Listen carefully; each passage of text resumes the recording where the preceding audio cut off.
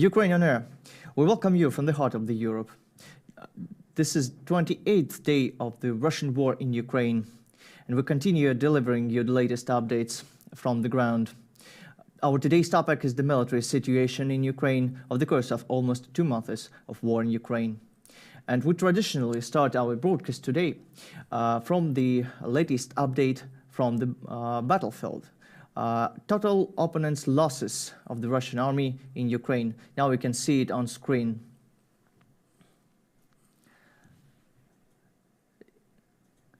Total losses suffered by Russian army in Ukraine in the military personnel already exceeded 21,000 deaths. Also, Russia suffered more than 800 tanks lost. More than 2,000 armored vehicles, 397 artillery systems, and other losses. You'll see that it is really massive, huge amount of hardware lost already in Ukraine by the Russian army. These data is provided daily by Ukrainian Defense Ministry, and the count is being updated every day. Also, it has to be mentioned that the count is complicated due to the intensity of hostilities. We continue to discuss today's topics with our expert. This is the independent Belarusian military expert Alexander Alesin. And I continue to talk with him in Russian next. Здравствуйте, Alexander. Добрый день. Добрый день. Our broadcast is intended for an English-speaking audience. Don't be surprised, I will switch to English. Our first topic. On Tuesday, Chancellor Olaf Scholz said Germany has practically maxed out the weapons it can deliver from its own stocks. On the evening of April 19, he also said that Germany had allowed Ukraine to buy military equipment. Also, he said that Germany planned to pay for it. Later, it became evident that the list did not include weapons critical to Ukraine. И снова перехожу на русский язык. То, что я только что сказал, мы говорим о... Вот недавно немецкий таблоид Bild... Recently, the German tabloid Bild reported that Scholz had in fact excluded heavy weapons from the list of military aid that Ukraine had submitted for approval. How do you feel about this? Ваше мнение?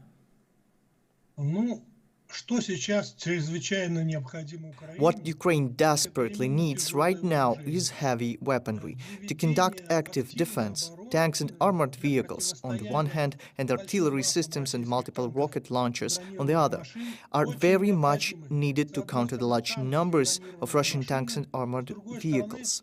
The need of the Ukrainian army for such systems is estimated in hundreds of units, because the Ukrainian army suffered huge losses. Therefore, heavy weapons are vital for it to be able to successfully defend itself, to be able to launch counter-strikes against the Russian army. It is tanks, and if not of the latest generation, then of the next to latest generation, because the anti-tank means of the Russian army are far superior to the armored protection of T-64 and T-72 tanks of the Soviet Union times. Leopard tanks, armored fighting vehicles of type Marder, Puma, GTK Boxer, transport vehicles known as Fuchs or Fox-1, as well as different multiple rocket launcher systems, anti-ship missiles, anti-tank systems Milan and Spike. All this was not included to the list. Alexander. Вот смотрите, сейчас вот по сути из списка были... The most important systems for Ukraine, heavy weapons and artillery, were excluded from the list. In Scholz's statements, we hear that Germany has run out of weapons. Is this true? Doesn't it sound like an attempt to hide an unwillingness to help the Ukrainian army? I would say both, yes and no. The whole point is that the previous years, the mismanagement of the armed forces of the Federal Republic of Germany got to the point where they are now have only 200 250 or 300 Leopard tanks in the first line. Most had been sold, and now, when it became a question of not only increasing the Bundeswehr's fighting capabilities, but also of helping Ukraine, the FRG army has no tanks in reserve more or less capable of withstanding the anti-tank means of the Russian Federation. And above all, they are exactly what is needed. Marder is a very good system that could help Ukraine. As for anti-tank means, I would still put tanks first. Tanks, tanks, and more tanks. Thank you. And another topic that we wanted to discuss with you today, the day before, the Russian Ministry of Defense declared the goals of the so-called second phase of the special operation in Ukraine, in fact, what they call the war in Ukraine. And now I just want to present for our audience on-screen graphics that we are now discussing. It's about the second phase, the so-called second phase goals of the military campaign in Ukraine announced by the Russian Federation. Key points of the second phase of the special operation. The second phase actually began on the 55th day. The goal of the Russian army to establish full control over Donbass and southern Ukraine. It makes possible to establish a passageway to Crimea and to Moldova, where another breakaway region called Transnistria, as the representative of Russian ministry states, shows some facts of oppression of the Russian to the Russian-speaking population, allegedly. Also, Russian Federation urges not to believe the media reports about failures of the Russian army suffered during the war in Ukraine. Итак, мы только что видели графику, на которой мы обсуждаем сейчас начало спецоперации, второй фазы так называемой спецоперации Российской Федерации в Украине, на самом деле войны, которую развернула Россия в Украине.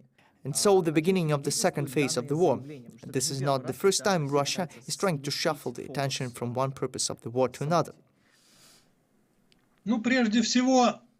First of all, it shows that Russia has chosen one direction of the main strike. The main goal is to destroy the grouping of Ukrainian forces in Donbass, which have fortified themselves in defensive areas dug up over 8 years.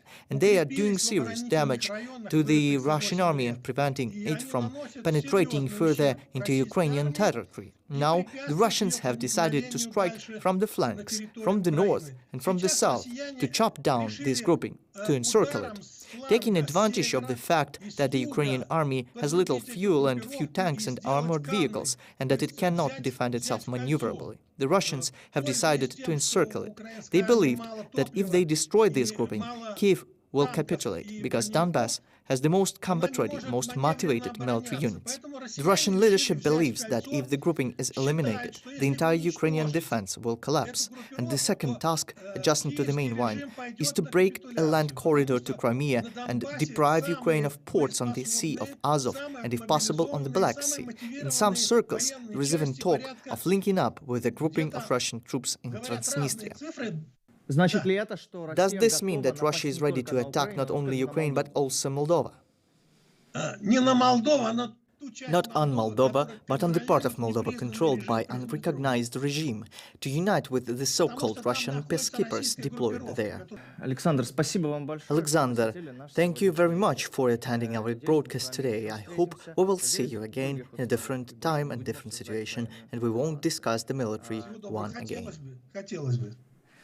Thank you very much. Alexander Alesin was here in our studio. We discussed the military situation in Ukraine. Over the course of nearest updates, we were talking about the military support of Germany and needs of Ukrainian army. Also, the situation on the ground right now, as it is. Thank you very much for being with us here in our studio. Was Nick Starkov, and we continue delivering you latest updates from Ukraine. See you tomorrow.